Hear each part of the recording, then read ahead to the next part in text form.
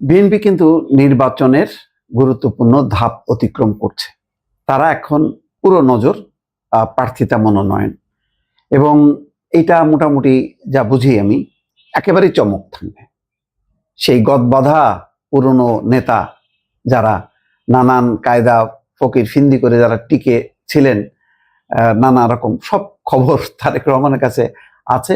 ফলে তারেক রহমান অনেক কিছু দেখবেন, জনপ্রিয়তা দেখবেন, তারপরে গ্রহণযোগ্যতা দেখবেন এবং নতুনত্ব দেখবেন। অনেক কিছু কম্বিনেশনে আমার ধারণা যে মানে এর আগে এতদিন গত 2-3 টার্মে বা যখন মানে নমিনেশনের বিষয়টা তারা চিন্তা করেছে, সেই 2018 বলি বা তার আগে বলি, সেটা থেকে একদম নতুনত্ব। কারণ ইতিমধ্যে 15 বছরে পুরনো অনেক নেতা ঝরে গেছে, অনেক নেতা বসে গেছে, অনেক নেতা আপোষকামিতা, অনেক নেতা শারীরিকভাবে অসমর্থ হবার কারণে তাদের উত্তরসূরি এবং নতুন নেতৃত্ব। যেমন এখানে কয়েকজনের ছবি দেওয়া হয়েছে। সাইদ আল নোমান, সবাই জানেন, আব্দুল আল নোমানের অত্যন্ত গুণী কৃতি সন্তান। মীর হেলাল, মীর নাসিরের পুত্র, চট্টগ্রামের, সবাই চেনেন। হুম্মাম কাদের চৌধুরী, তিনিওকে সবাই জানেন, সালাউদ্দিন কাদের চৌধুরী ছেলে। এইভাবে জহিরুল ইসলাম চৌধুরী, ইসরাফিল খসরু, তারপরে আছেন মিশকাতুল ইসলাম চৌধুরী, শাকিলা ফারজানা। তো এগুলির কারণ কি? এগুলির কারণ আছে। তারা নানাভাবে, কেউ বরিশাল, কেউ চট্টগ্রাম, নানান প্রান্তে গুরুত্বপূর্ণ ব্যক্তিদের সন্তান। সুতরাং তারেক রহমান সেই নতুনত্ব আনার জন্য দফায় দফায় চেক করছে। এখন আমার এই কথা শুনে আবার বলেন না যে আমি কাউকে মানে ইনফ্লুয়েন্স করতেছি, কারোর মানে মুখের ভাত কেড়ে নিচ্ছি। আমি নানা রকম বিভিন্ন সোর্স থেকে যে তথ্য পাচ্ছি তার ভিত্তিতে কিন্তু কথা বলছি। আমার কথা যে সঠিক হবে তা না, আমি পুরো প্রার্থী তালিকা জানি না, কিন্তু আমি ধরনটা জানি, যেটা যে একদম নতুন চেহারা। মনে করেন পুরনোদের অংশগ্রহণটা অনেক কম থাকবে সেই তুলনায়, ধরেন 30% বা 40%, এর বেশি যাবে না। 60% আসবে নতুন।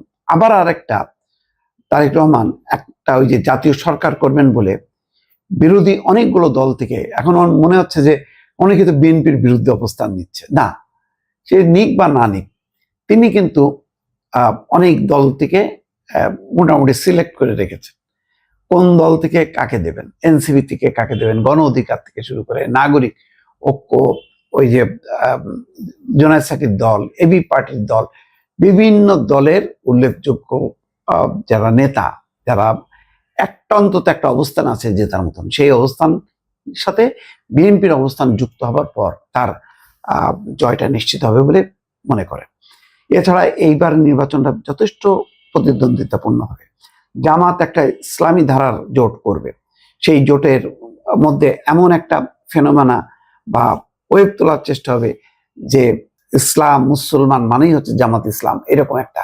তো সেটা একটা শক্ত আমাদের বিদ্যমান বাস্তবতায় আমাদের ভোটাররা অনেক অসচেতন। তো তারা একটা ধর্মীয় একটা অনুভূতিতে যাতে জাগ্রত না হয়, সেজন্য এখানে ধর্মীয় একটা অংশও থাকবে এই বিএনপির জোটে। তো সবকিছু মিলায় সেইভাবে কিন্তু পরিকল্পনা করছে, যার জন্য এখন থেকে আগামীতে দেখবেন যে আস্তে আস্তে এই প্রার্থিতা বিষয়ক নানান রকম খবর গণমাধ্যমে আসতে থাকবে। কিছুটা বিভ্রান্তি হবে, কিছুটা চাপ পড়বে। যেমন রুহুল কবির রিজভী সমকালের রিপোর্ট দেখে খুবই মানে চাপের মধ্যে পড়ে বলছে যে না, এরকম কোনো ফাইনাল কিছু করা হয়নি, কাউকে কথা দেওয়া হয়নি, এবং এটা উদ্দেশ্য প্রণোদিত বিভেদ তৈরি করা। যাই বলুক না কেন, আগামী দিনে কিন্তু এই জল্পনা কল্পনা সম্ভাবনা এসব বিষয়ক রিপোর্ট কিন্তু ঠেকানো যাবে না।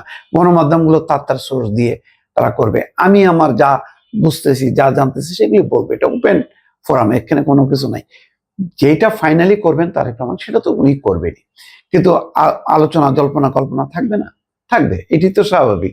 নির্বাচনের আগে অন্তত 1000 প্রার্থী নিয়ে আলোচনা হবে বিএনপি, যে এরা পাবেন, ওরা পাবেন, কিন্তু পাবেন তো 300 জন, কিন্তু এর সাথে আরো 3 গুণ বা 4 গুণ বেশি প্রার্থীর নামটা আলোচনায় আসবে নানান কারণে।